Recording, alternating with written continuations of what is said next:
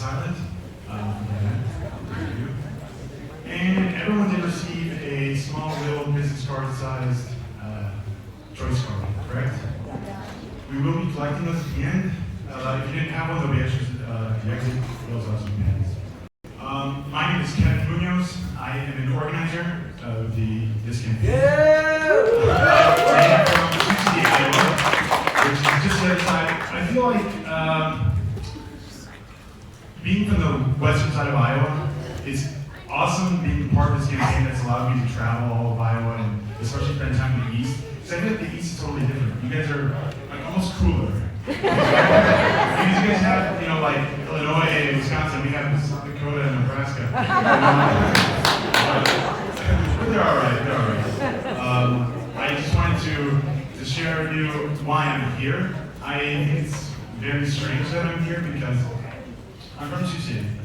I graduated at Iowa State University with my degree in biology. And biology, Iowa State. My best friend is actually from here. He's in Texas doing his PhD. I was in Italy doing mine while I heard this campaign. I listened to the Joe Rogan podcast, and I thought I needed to buy his book. I bought his book, and I was reading it.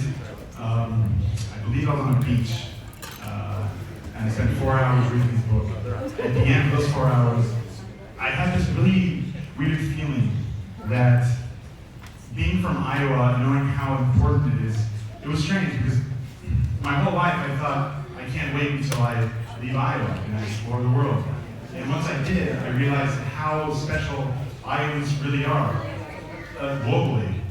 Surprisingly, Slipknot is the most popular thing people know about Iowa. Two is probably the farms. And three is how polite we are. We're incredibly polite. I was always asked, Kevin, why do you always say sorry? And I was like, I don't know, I guess I'm sorry, I don't know. And we're also incredibly hardworking. I think it's because our environment is so harsh, it's so cold, it's so hot, it's so humid, it's so Midwestern weather, and it just, tailors us to be hard workers. And so I knew when I was there, I had to come back. I was debating long and hard over months if I should. But when I saw the excitement of the Yang Gang and like everything they were accomplishing, I knew, okay, I need to be part of it. I went into my advisor's office and I explained to her, I have to go back to Iowa. There's this candidate in the Yang. There's this community of Yang Gang supporters that are generating this excitement and expanding the knowledge of the country. And I had to go back. And she looked at me really with a serious face and asked me, are you joining the gang? And I said, maybe my Italian isn't so good. How do I say this? And I came back. And I used all the energy that I've had to make sure that I could do the most for this campaign. And now I'm here speaking to Iowans and talking to everyone that is coming up from farther. We have people from California here, from Nevada, and from Florida, from Massachusetts, all over the country have come here. All over the world we've come here. I'm a dime in a dozen. My story, yes, I was in Italy, but I came back. The regional in my region in Iowa is from Norway. We've had people from Ireland. I mean, this is reaching a level that is global, and it's quite special. So, if you feel the same way, if you ever during Andrew's speech or at all, please, we have a few days left. We have to knock on some doors. And I know we can do it because, is it too cold to knock on doors? No, of course not. Is it too, are we too rude to get on the phone and call people? No, it's fine. So let's do that. And please use this time to think about what's next after Iowa. We've had a lot of help from outside the states. Let's go out, okay? Because you never know. Right now, I have the pleasure of introducing someone incredibly special. The reason why I came back home. The next president of the United States, Andrew Yang.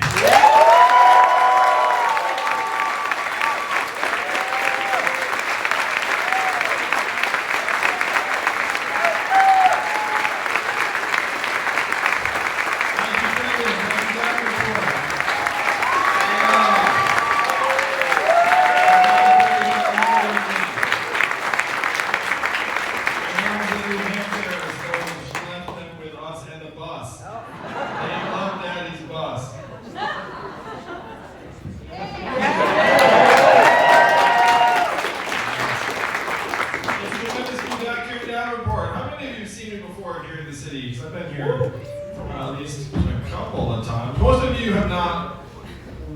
So if you haven't, raise your hand if you've seen the TV ads about me. Let's try that. That's good, because we spend a lot of money on those ads. They hadn't worked. I have to tell people to watch more TV. It's a thrill to be campaigning here in Iowa, in part because you all are among the most powerful and influential people in our country today. More influential than parents are their kids. It doesn't feel like it because you're just living your lives. You come check out the presidential candidates who come through. But I've done the math. Do you know how many Californians each of you is worth? 1,000. 1,000 Californians each. That's right. So look around this auditorium tonight. How many of us are there? I'm going to give a Trumpian estimate. There are 4,000 people. Biggest group anyone's ever seen. I'm told there are about 400 of you tonight, which would be about, do the math, that's about 4 football stadiums full of Californians. That's the voting power that's in this room tonight. That's the kind of power that can actually do something the rest of our fellow Americans only dream about, which is push the country in a whole new direction. Now, if you're here, you know that I'm not a career politician, I'm an entrepreneur and problem solver, and I'm running for president to address this fundamental question or challenge that we've been wrestling with for years, and it's something that I'm not sure we've gotten our arms around even now. And that question or challenge is this: why is Donald Trump our president? How did Donald Trump win Iowa, a purple swing state, by almost 10 points? Now, if you turn on cable news at any point over the last number of years, from 2016 until now, we've been offered a series of explanations as to why he won. You've all seen them, so go ahead and shout out what we've been offered, or shout out one of them. Facebook. Russia. Facebook. Immigrants. Hostility towards Washington. Hillary Clinton. Emails. This is fun, right? We all kind of know the list. Electoral college. FBI. Racism. It's all fake news for sure. It's all been mixed together into this stew and presented to us and said, this is why Trump was our president. But Davenport, I'm a numbers guy. And the numbers tell a very clear and compelling story as to why he's our president. It's a story that's familiar to many of you, maybe all of you. And it's this: we eliminated 4 million manufacturing jobs in the last number of years in this country. And where were those jobs primarily located? Michigan. Ohio. Pennsylvania. Wisconsin. Missouri. And 40,000 right here in Iowa. I have been to those towns in Iowa where the manufacturing jobs dried up, and after the plant closed, the shopping district closed, people left, the school shrank, and that town has never recovered. I saw the same thing play out in Missouri, Ohio, Pennsylvania, Michigan, because I spent the last 7 years running a nonprofit that helped create thousands of jobs in those cities. My organization was so successful that I was honored multiple times by the Obama administration. So I got to bring my wife Evelyn to meet the president. My in-laws were very excited about me that week. But unfortunately, I had this sinking feeling during these years that my work was like pouring water into a bathtub that had a giant hole ripped in the bottom. Now water was rushing out, the water level was going down, not up, in many communities. Then Donald Trump wins, and I realized that we're in the midst of this transition that is even now accelerating. Because what we did to the manufacturing jobs, we're now doing to other jobs in other parts of the economy. How many of you have noticed stores closing around where you live here in Iowa? And why are those stores closing? Amazon, that's right. 10, 12 years ago, you would have said Walmart, perhaps. Walmart was like a tank that came into town and just started running over mom and pop retailers. But now there's Amazon. Amazon's like a spaceship, hovering over everything, sucking up 20 billion a year in business, closing 30%. I'm sorry about that, I was checking on a kid. It's like, is it mine?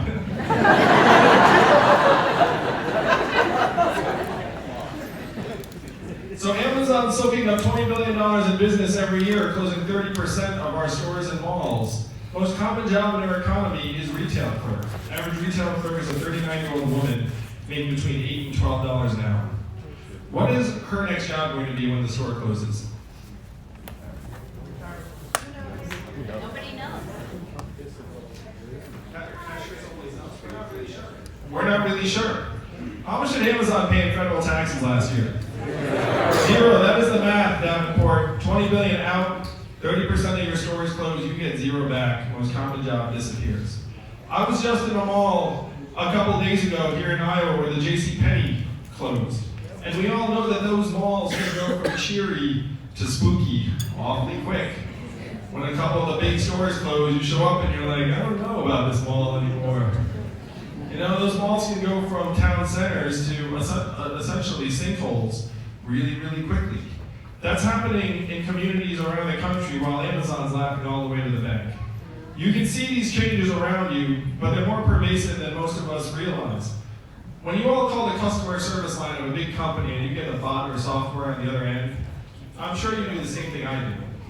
Which is you pound 000, say human, representative, human. Until you get someone on the line, raise your hand if that's what you do. Oh yeah, we all do that. That software is miserable. We're all like, a person still works at this company somewhere. I'm going to find one. But in 2 or 3 short years, the software will sound like this. Hello Andrew, how are you? What can I do for you? It'll be fast, seamless, efficient. You might not even know it's software. What will that mean for the 2.5 million Americans who work at call centers right now making $10 to $14 an hour? How many of you all know a truck driver here in Davenport? It's the most common job in 29 states. 3.5 million truck drivers. 94% men, average age 49. My friends in California are working on robot trucks and drive themselves. They tell me they're 98% of the way there.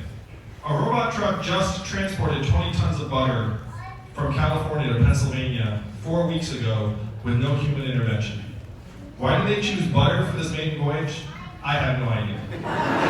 But if you Google robot butter truck, you'll see the story. And then at the end of the route in Pennsylvania was a giant stack of pancakes, as far as they go. I'm kidding about the pancakes. But everything else is real.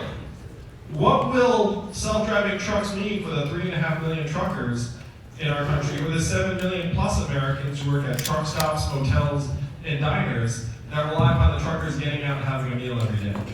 How many of you have been at Iowa 80 right here in Davenport? If you don't have your hand up, I don't know what you're doing. I mean, it's right here. Iowa 80 says 5,000 people stop there every day. How many people will stop there if the trucks no longer have drivers in the front? More than 0, but less than 5,000. I was just with Dave Chappelle last night, and I saw him like doing this water thing.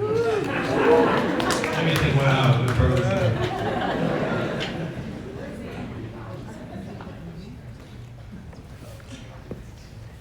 Davenport, we're in the midst of the greatest economic transformation in the history of our country, what experts are calling the fourth industrial revolution.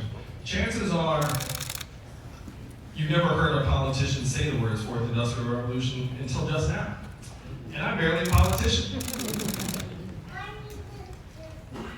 I'm an entrepreneur who's been working on these problems for years and seeing that they're accelerating and going to get more and more disruptive and extreme. We're in the most dramatic winner-take-all economy in the history of the world, and the technology's getting stronger, faster, more capable, and we are not. As human beings, we're likely to stay just about the same. Unless you're our kids, they're getting smarter. But the rest of us are hoping just not to get dumber, you know what I mean? And the tech is not like that. The tech is getting exponentially more capable. We blasted away 4 million manufacturing jobs in the swing states.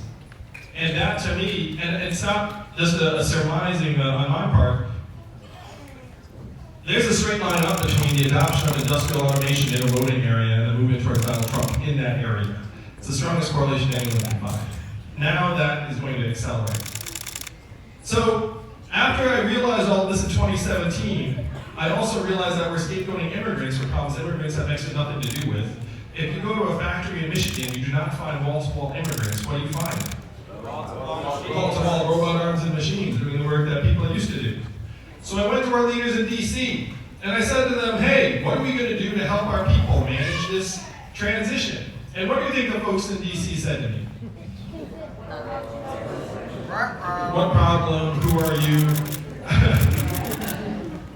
What person the other made the Scooby-Doo noise like, oh, oh. The responses I got out of DC were these. Number one, Andrew, we cannot talk about this. Number two, Andrew, we should study this.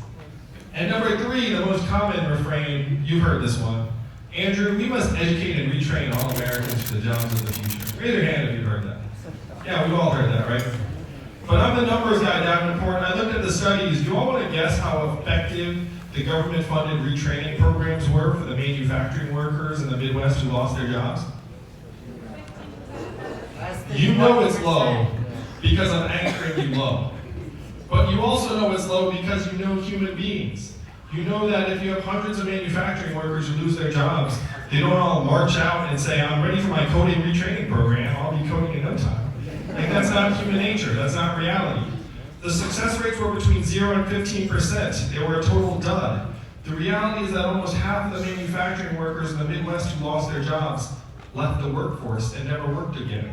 Of that group, almost half filed for disability. We then saw surges in suicides and drug overdoses in these communities to the point where America's life expectancy has now declined for the last 3 years in a row. Do you know the last time that happened in the United States of America? The Great Depression is a great guess. It's a little bit further back. It's the Spanish flu of 1918, a global pandemic that killed millions. You have to go back 100 years to find a point like this one in American history because life expectancy almost never declines in a developed country. It ordinarily just goes up because we're getting richer, stronger, healthier. But here in the US, we've gone down and then down and then down again. So when I said this to the folks in DC, one of them said something that brought me here to you all tonight. He said, Andrew, you're in the wrong town. No one here in DC will do anything about this because fundamentally, this is a town of followers, not leaders.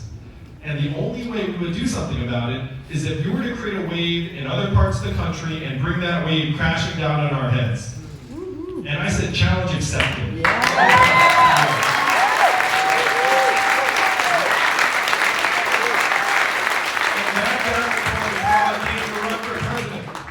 I'm running for president to reverse this trend that has been eating away at our quality of life for years and decades. I'm running for president to raise the flag that Donald Trump is not the cause of all of our problems. He is a symptom of a disease that has been building up for years. We have to rewrite the rules of the 21st century economy, this winner-take-all economy, to work for you and your kids. I stand before you tonight. I'm fourth in the polls and rising to be the Democratic nominee.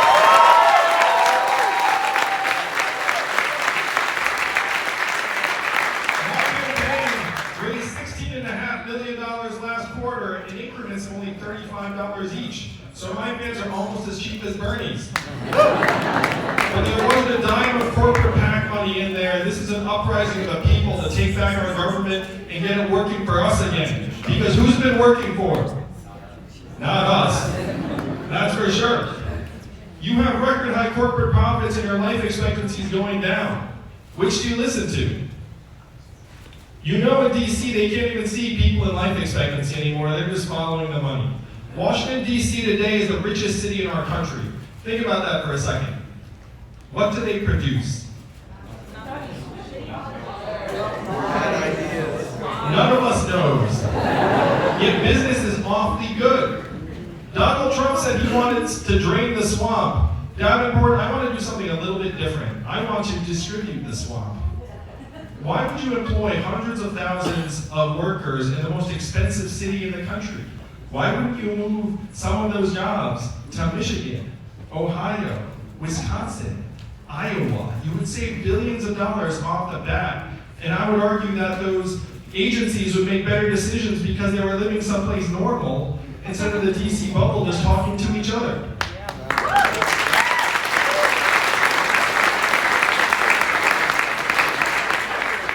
I'm for term limits for members of Congress.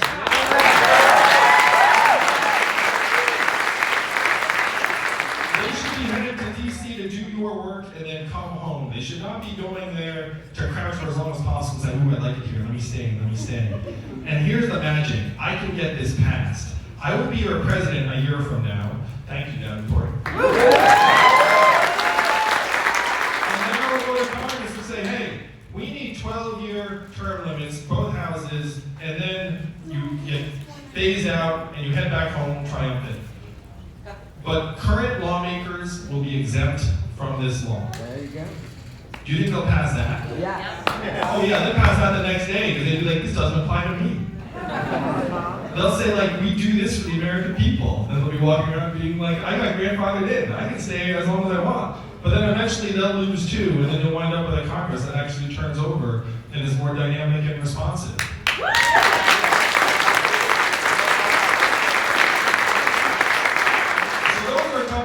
Steps we can take to try and take back our government, but none of that matters as much as improving your way of life. And if you're here tonight, you know that my flagship proposal is to give every American $1,000 a month starting at age 18 until the day you die. Raise your hand if you knew that was what this campaign was built on.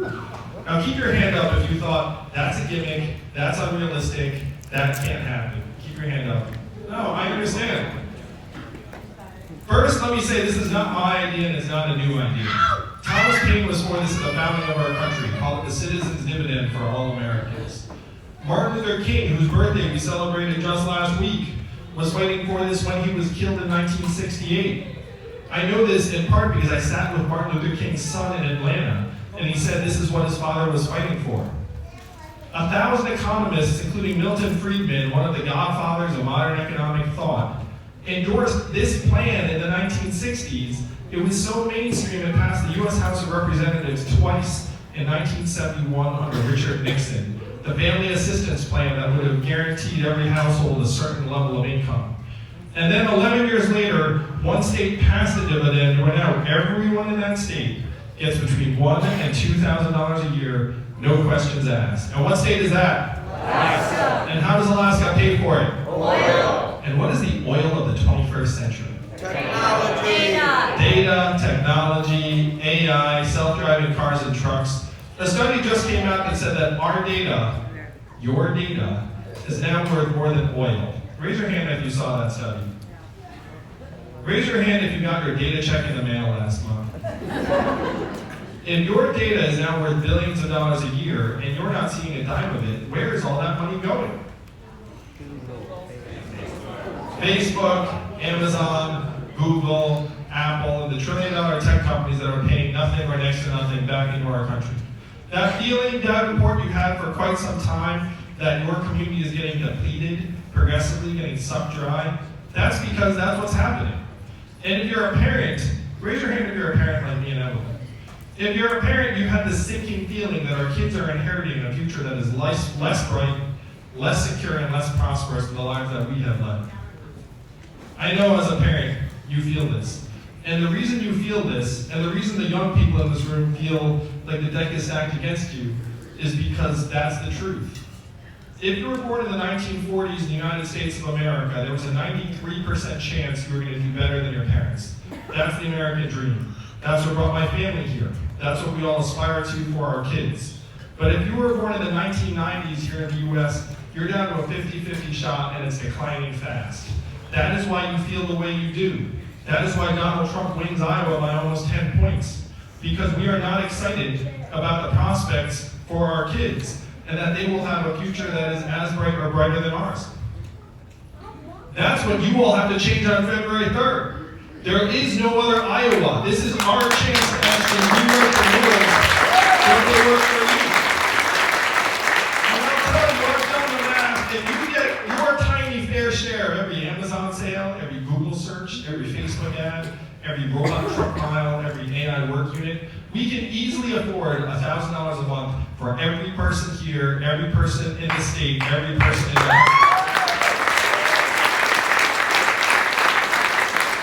because when this money is in your hands, where will it go? Back in. How much of it would stay right here in Iowa? Most of it. Not all of it. You might get your own Netflix password. Never. But most of it would go to car repairs you've been putting off, and daycare expenses, and Little League signups, and local nonprofits, and religious organizations. Davenport, this is the trickle-up economy. From our people, our families, and our communities up. This will give us all a path forward and help balance our economy between rural areas and big cities, towns that are getting depleted and towns that are gaining all of the economic dynamism and strength in our society. This is the giant rebalance we've been waiting for. It's been overdue for decades. It should have gotten passed in the 60s and 70s, and we're going to pass it now.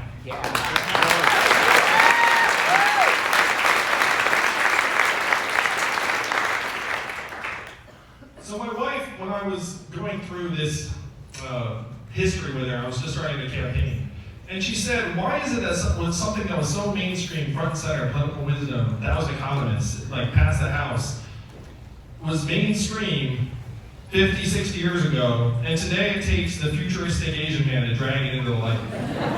Like, what the heck happened in this country over those intervening 60 years? And we agreed that somehow during that time, we have been collectively conditioned to think of ourselves as economic inputs into this giant machine, and that economic value and human value are somehow the same things. And they're not the same things. Davenport, this economy has to work for us as much or more as we work for the economy.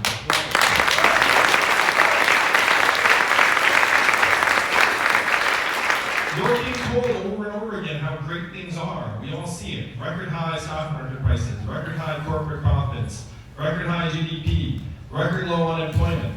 And once again, you have this sinking feeling. You're like, wait, things don't seem so great. Why do people keep telling me things are great? Corporate profits are at record highs in the United States right now. You know what else are at record highs? Suicides, substance abuse, drug overdoses, depression, anxiety, homelessness, student loan debt, financial insecurity. Record lows in the United States right now. Starting a business for a young person, getting married, having a child. All of the hallmarks of a thriving society have gone off a cliff in this country. But corporate profits keep on going up. I know how wrong the economic measures are because of my own family. My wife Evelyn is at home with our boys most days, taking care of them, and one of our sons is autistic. How much is her work valued at in our current economic measurements? Evelyn gets a 0, as does every stay-at-home parent in our society. How about caregivers taking care of ailing loved ones? That's a 0 too. How about volunteers and activists trying to do something positive? 0. Mentors and coaches trying to invest in the next generation? Most of the time that's a 0. 95% of artists? 0. That's a tough truth, but that's the way it is right now. You know one thing you don't think about, but it's crucial? Local journalists. We've put almost 2,000 local papers out of business over the last number of months because all their revenue in advertising went up to the internet. You can't run a newspaper on that. So now there are 200 counties in the United States of America that don't have any local newspaper. And that number is growing all the time. You know what doesn't function very well if you don't have local news? Democracy. Because how can you vote on what's going on in your community if literally no one is even covering what's going on in your community? Davenport, these are the things we are supposed to value most in our lives. Our kids' futures, our families, our community, our democracy, and they're getting zeroed out one by one by one. This is what you have to change. You have to let the rest of the country know that it's not that we have this value that's getting assigned to us, and as we get zeroed out, we just say, okay, I guess that's the way it goes. We have to say to the rest of the country that we all have intrinsic value as Americans, as citizens, as human beings, and as the shareholders of the richest country in the history of the world.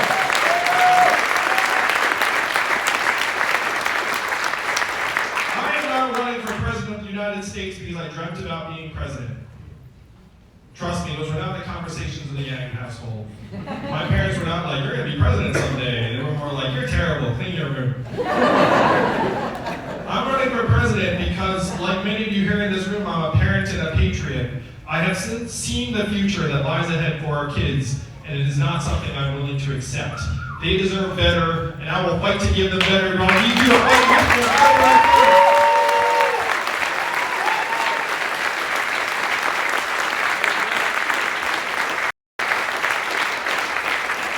been choosing the big companies over ourselves and our families and our communities for far too long, and it's time to change that.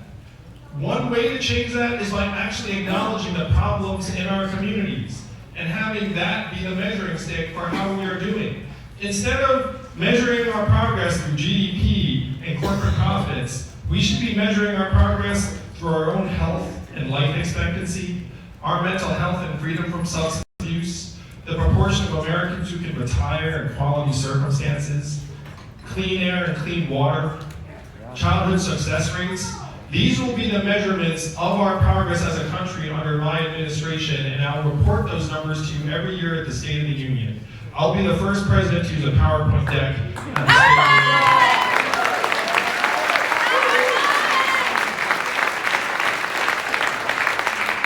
Davenport, this is the message that took someone no one had ever heard of a year ago and led me to be fourth in the polls and rising, having already outcompeted half a dozen sitting senators, governors, and members of Congress, because we know that the solutions we need will not come out of Washington. They're going to come from the people, taking back our government and rewriting the rules of the 21st century economy and workforce.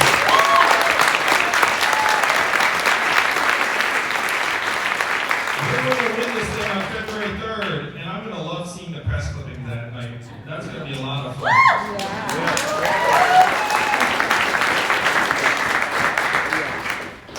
President Trump is our president today because he had a very simple message. He said he wanted to make America great again. What did Hillary Clinton say in response? America's already great. America's already great. You remember that, Davenport? It's been a long 3 years, I know. But it's now coming to an end.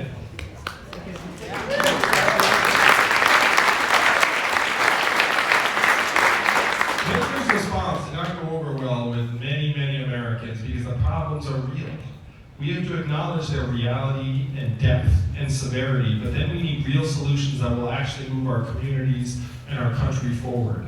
What were Donald Trump's solutions? Build a wall, turn the clock back, bring the old jobs back. Davenport, we have to do the opposite of these things. We have to turn the clock forward. We have to accelerate our economy and society to rise to the real challenges of this time, like climate change. We have to evolve in the way we see ourselves and our work and our value. I am the ideal candidate for this job because the opposite of Donald Trump is an Asian man who likes math. Thank you all very much.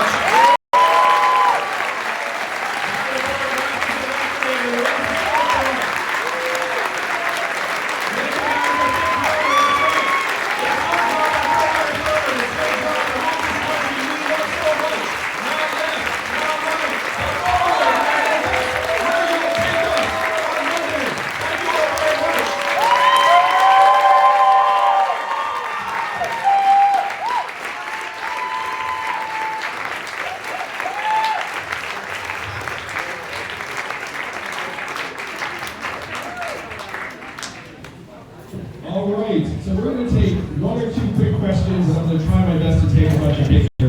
They're going to send me to Clinton in just a minute, so he's going to run a mic out. Pick the savviest questioners you can find.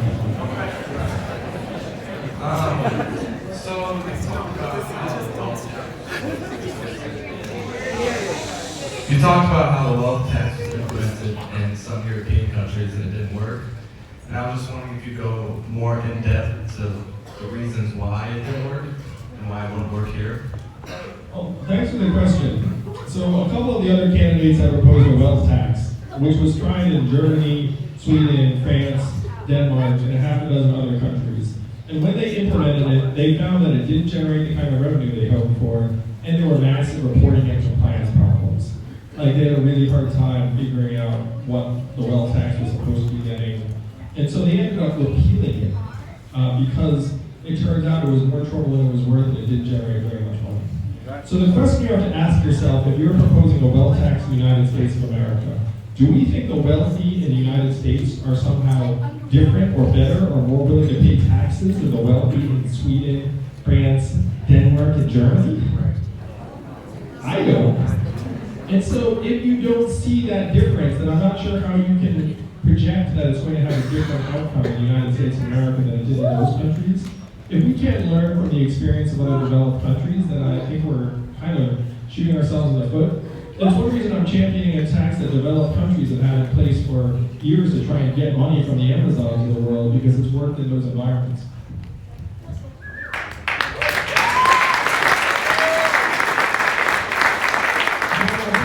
A woman, because you know, at least like a tiny bit of.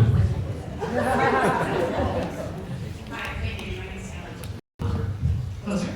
Hi, my name is Anna. I've donated to your campaign and I agree with everything that you said, but I do have some concerns about the form of the universal basic income that you proposed.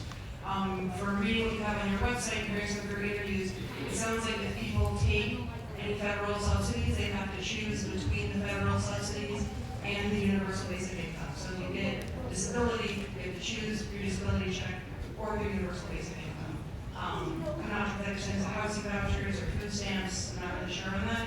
So could you elaborate on that? And I guess for me, my concern is we're talking about humanity first. We're talking about the poor people's campaign. Yep. Why do poor people get the lowest net benefit from your program?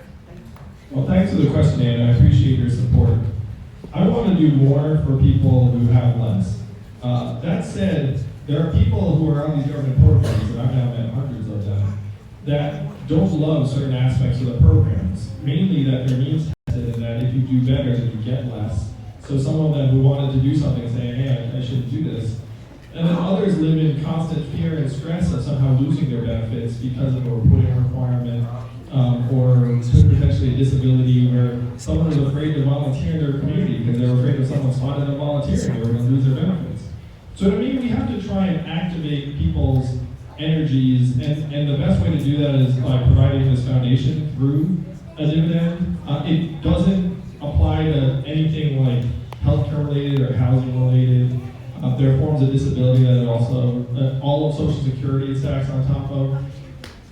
The only things that we ask people to make a choice between are cash and cash-like programs that are meant to be used for food, heating oil, something like that. And anyone I've talked to who's on those programs would prefer cash unconditionally. All of that said, after we build this foundation, I want to do more for people who need more. I think that being special needs is the new normal in this country, and we have to be realistic that many kids with special needs grow up to become adults with special needs. And we should not pretend that every person who's in this category is going to find gainful employment the way our current economy is structured. So I'm for 100% funding of special needs education throughout our economy, and also for resources on top of that after someone reaches adulthood, because I've met too many families who had their hearts and backs and budgets broken by having someone in their family that needed care for the rest of their life, and we have the resources to be able to do more for those people. So please know that the basic income is a floor, and I want to keep on building on top of it.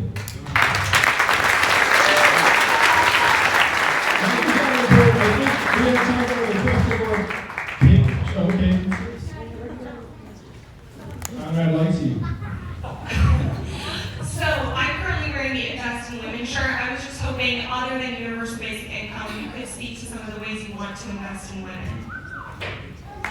Well, thank you for the question. To me, it has to be women that lead the way in the 21st century economy, because basic fact, what is this economy going to be based on?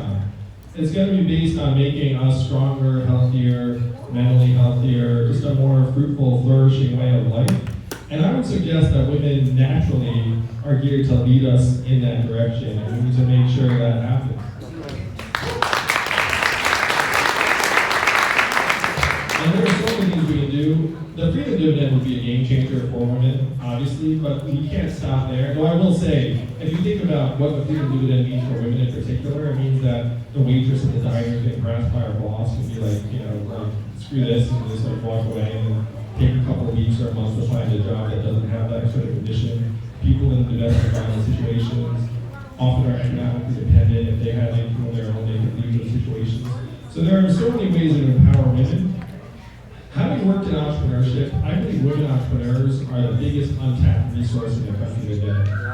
Because I've seen, and in part I know this because I've seen all the barriers that women have to walk through to get anything done. Like everything, there's so much more resistance, it's so much more painful. If we can elevate women who are trying to do things positively in business, government, nonprofits, education, we'd be so much better off and stronger, and I'm committed to making sure that happens as president. Ladies and gentlemen, let's give it up for the next president of the United States,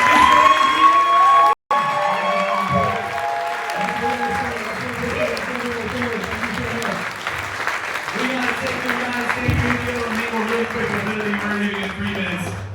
We've been another event that starts in 10 minutes and it's 45 minutes away, so the math campaign, it's a bit of a struggle tonight.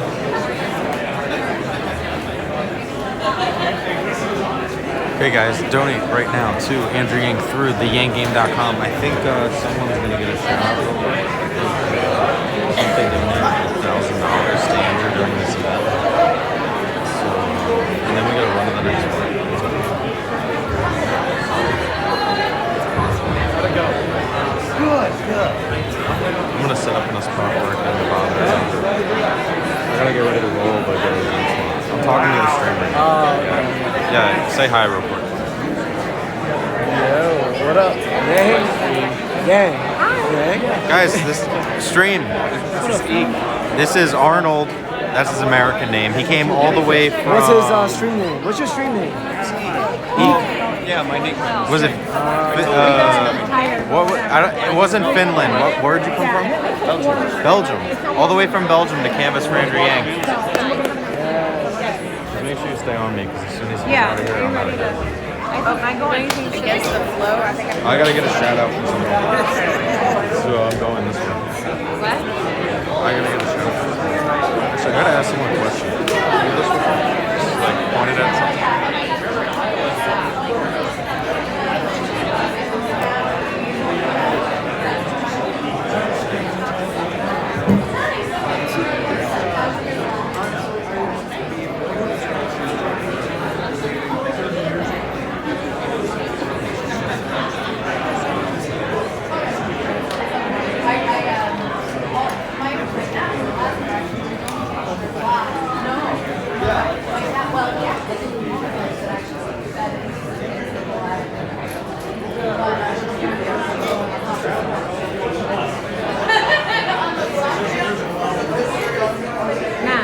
You want me to move closer? I'll find you. Just get up to a spot where he's gonna exit, because I gotta get him. Bro, I don't know that. Go around this side.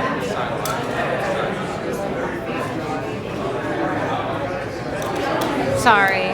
Trying to get through? Not a little, but not like too crazy. I hate it when you leave me with this stream because I feel so awkward. Like, and I'm not really that good at it. Better than me.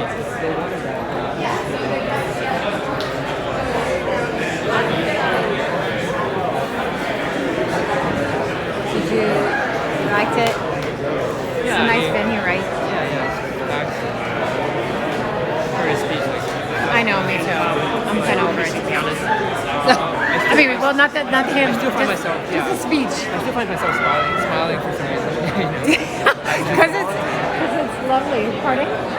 Well, I was going to shake Did his you want to hand. cut through? Oh, I don't know where he's at. I can't see him yet. I'm waiting for you. Okay. Yeah, I think he's over there.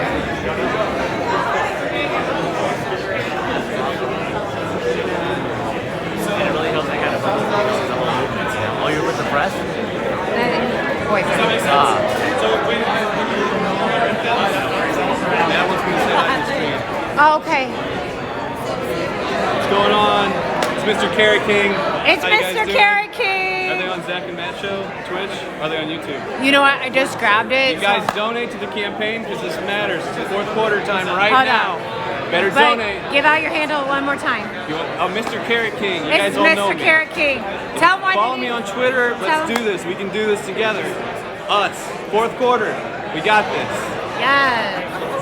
I gotta go. 5-hour drive. Okay, bye. See you guys later. Mr. Yang, leave. Do you leave? Yeah. Okay. Took a bath. Good. So I guess I gotta get Matt and sorry. Yeah, sad, right? Too bad. I love that sign. Hold on. Should have never been. That was sad. Yeah, it was horrible. Matt, he's gone. It's gone. Yeah. So I want to go. Can we go to my car and get water? Let's go. I have water in my car. Well, what about? I need. I'll just grab my bag.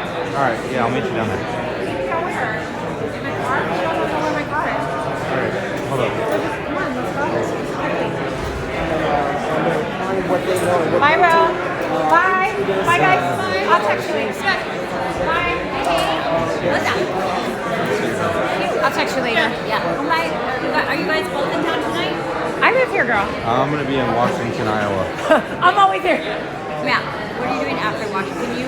This kid is Well, he's going to. terminally ill. He's going to. Andrew's going to Clinton. Yeah, and where are you going? I'm going to Clinton, and then after that, his first event tomorrow is in Washington, so I'm going to stay in Washington, Iowa. Well, what's this? I'll give it to Christina. She's there, right? Ill. Well, he's terminally ill. So we're going there tomorrow during the day. Yeah. I just need him to fucking sign this. Andrew? Yeah. I could give it to Tonight? And then can I meet you in Washington? Is it I can- Tumwa I'll- on the way to Washington? Maybe. I'm gonna. Girl, I'm not I'll that get it good. signed tonight, and then I'll give it to her to link up with you. Yeah, that would be amazing. Tomorrow, I'm not going to be in the town. They're going to be in No, Washington. we'll be back here in Davenport. No. Oh, Yeah, well, I'm always here, so I'll get, I'll Yeah, make that's sure you what guys I'm get it. saying. I'll drop it off, no problem. Yeah. Seriously, thank you. Yeah. I'll remind him too, because you know what I mean? I got you. You have to do that with guys, all of them. I got you. Because I know you forget. Call Dark Cloud. I'm getting so pretty. Okay, everyone who donated. We were gonna get your donations later. We gotta roll.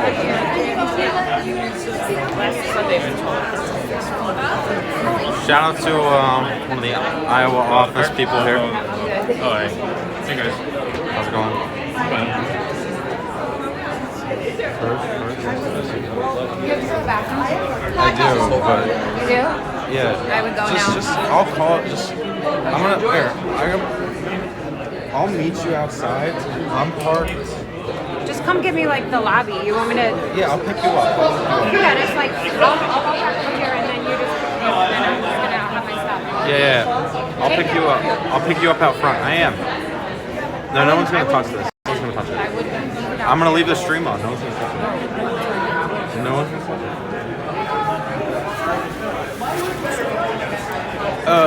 I gotta get.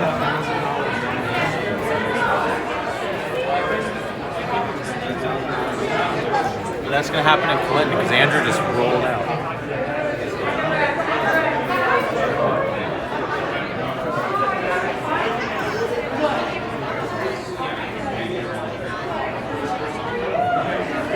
Hey, stream, if anyone steals this, just don't keep donating money. Hey, are you trustworthy? Okay, there's a live stream here, and if someone steals it, all my 1,000 viewers that are watching, they're gonna get stolen as well, and that's like very that's like high level kidnapping. I'll just fucking with you. Can you just watch it? Yeah.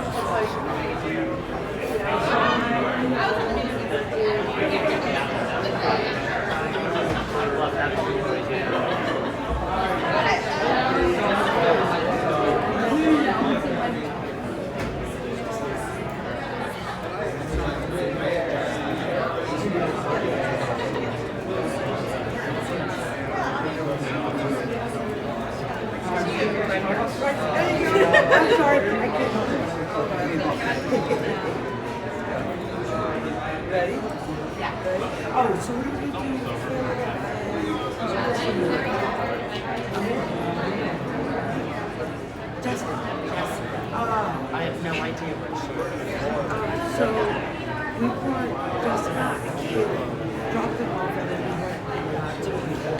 So we're gonna go take time. If they don't have rides, I can get back there. So Chris, nice to meet you. You got like a Twitter or anything? Yeah, dude. Give it a shout out real quick, and then I'm ending this stream. Our camera watcher, Chris. Let's look at your profile. Dude. All right, guys, follow him at Midwest Chris 1. MIDWESTCHRIS 1. All right, Appreciate it. Okay, Darth Clyde. I assume you're watching. Cut the stream whenever.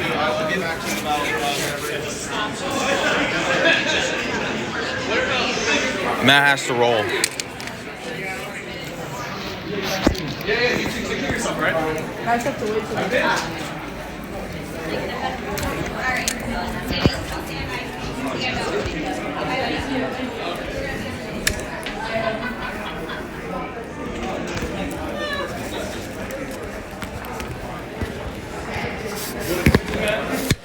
Of course.